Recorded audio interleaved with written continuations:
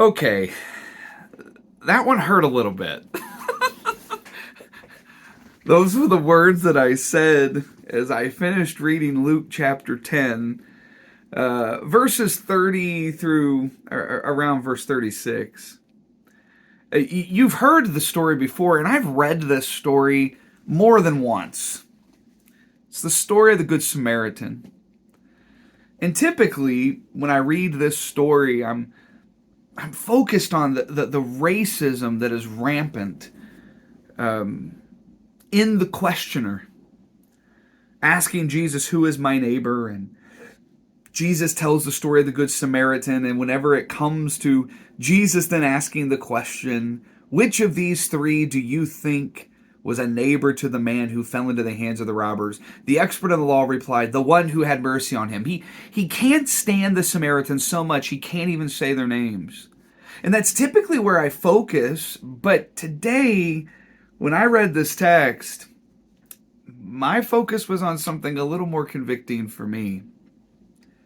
And maybe it will be for you. Just to kind of refresh your memory on the story, Luke chapter 10, verse 30. The man is just asked, who is my neighbor? And Jesus says in reply, a man was going down from Jerusalem to Jericho when he was attacked by robbers. Jesus is referring to a road that would have been common for the people that is listening. When Jesus said he's going down, from Jerusalem to Jericho, people would have gone, be careful. We know that one. It says that the robbers stripped the man of his clothes and beat him and went away, leaving him half dead. A priest, that would be a religious leader who's supposed to be a mediator between humanity and divinity. A priest happened to be going down the same road, and when he saw the man, he passed by on the other side, maybe afraid that the robbers were still present. Have you ever done that? Walking down a street and you see someone coming towards you that you don't look like them, or they don't look like what you think is safe, and so you decide to cross the other side of the road.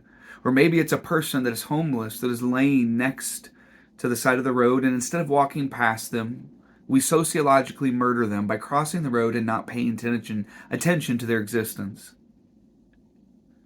So too a Levite, when he came to the place and saw him, he passed by on the other side.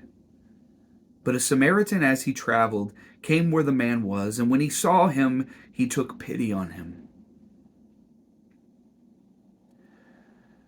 I'm sorry, I stopped because my thought was, a lot of the times I bet you the Levite and the priest both also took pity on the man, but their pity didn't lead to action. You see, emotions of God are not given to us merely so that we can feel something. They're given to us so that they can move us to some sort of action and response. He took pity on him, verse 34, and he went to him and bandaged his wounds, pouring on oil and wine. Then he put the man on his own donkey, meaning he was the one that was walking, and brought him to an inn and took care of him, which reminds me of Mary being put on her donkey and going to an inn, and yet they had no room. Here, though, the man is guiding the broken on the donkey and takes him to an inn and takes care of him. The next day he took out 2 denarii and gave them to the innkeeper. Look after him, he said, and when I return, I will reimburse you for any extra expense you have. Which is just a lavish way. He didn't just help him. He went above and beyond. He considered this moment as an opportunity to build a relationship centered on mercy. But here's what made me say, ouch. This thought crossed my mind.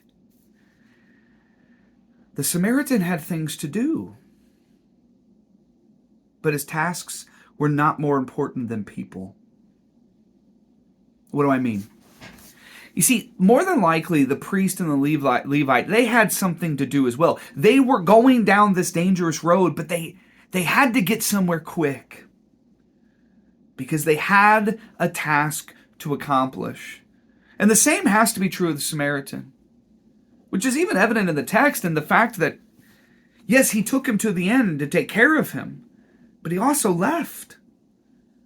Now, he gave expenses and was going to return, but he had a job, he had a task, he had something he was going to accomplish, and yet the task was not more important than the person. The project was not more important than the need of the person in front of them.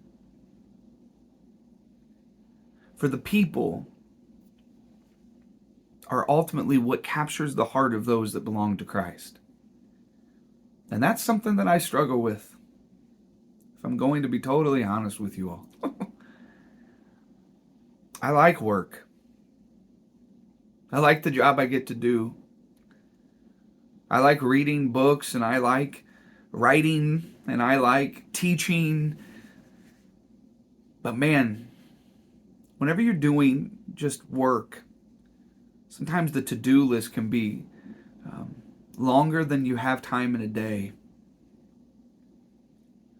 And oftentimes I actually even have a window over here where I have it was plastered with a whole bunch of things that my kids had made for me, but I took those down in conviction.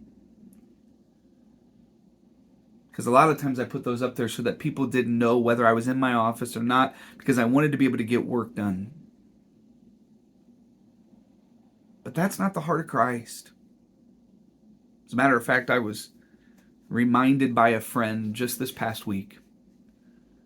They said, once I did a study, and 2/3 of Jesus' miracles were interruptions, where he was on his way to do something, and yet the need of the person interrupted them.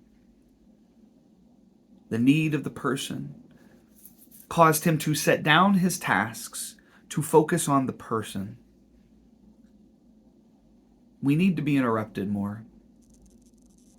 We need to live our lives in such a way where interruptions are welcome, where tasks are not put above people, where our lives are so spirit-driven that whatever comes, be it work or be it the needs of a person, whether it is planned or whether it is unexpected, that we aren't just prepared, but we are willing to be moved by our emotions, to be moved by the Spirit inside of us, to meet the needs of people. Because if Christ taught us anything, it's that our mission is centered on people. Here's my challenge for you this week. Don't just get so focused on the projects and the tasks, even if they are ones given to you by the Lord, that you overlook people. Instead, practice the discipline of seeing. Practice the beauty, the spiritual practice of being interrupted. And just see how many opportunities God brings your way to love people the way that He has loved you. I love you guys. Have a good week.